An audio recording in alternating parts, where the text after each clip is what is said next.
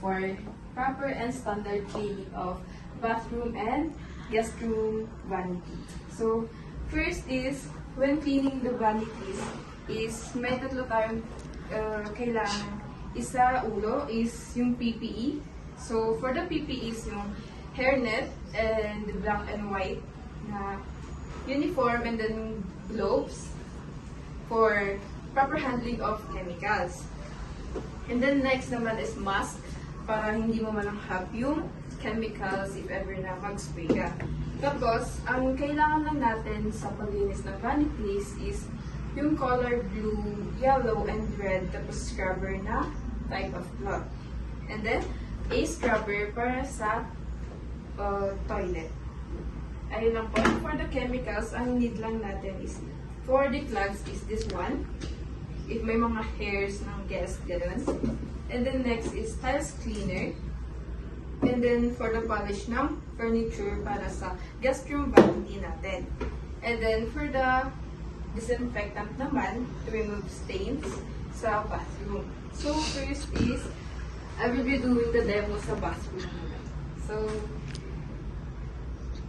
sa bathroom is, ang first mo gagawin is, isusort mo muna lahat ng gamit or amenities ng guest sa caddy mo. And then, doon mo na lalagyan ng chemicals and i-absorb mo na siya bago mo i-brush.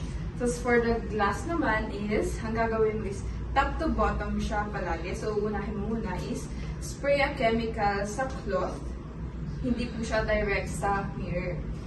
So, sa cloth po muna siya, and S pattern ang gagawin natin. Tapos, ang next po dyan is dry cloth to the buff. And then, para mawala lahat ng chemicals, and then, you will use a dry cloth din sa counter ng vanity ng bathroom. So, after that is ibabalik mo na lahat ng amenities, replenish yung guest amenities. And then, next is sa guest room vanity na rin tayo. So, sa guest room vanity din natin po is always po na isosort din natin lahat ng nandito. Tapos, i-check lahat ng gamit ng drawer. Ayun lang po. Tapos, isi-set aside lahat ng gamit. The pairing lamp is you can just leave it like that. And then, ang next po is, ang gagawin po natin is, huwag din po tayong directly na mag-spray sa mga electronic na nandyan. And then, sa mismong furniture. So, ang gagawin lang po ulit natin is, you will spray lang sa cloth.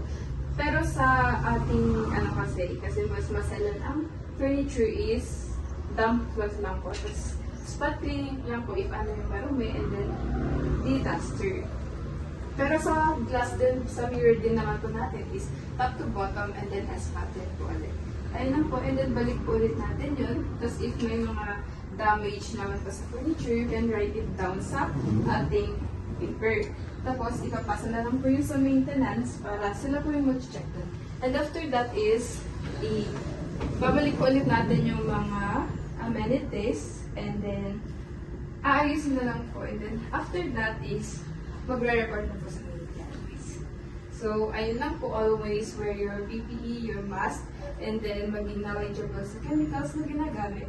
And then, always report sa maintenance if may problem na kayo nakita. Even if maliit pa lang. So, yun lang po for the proper and standard cleaning of vanities. Thank you.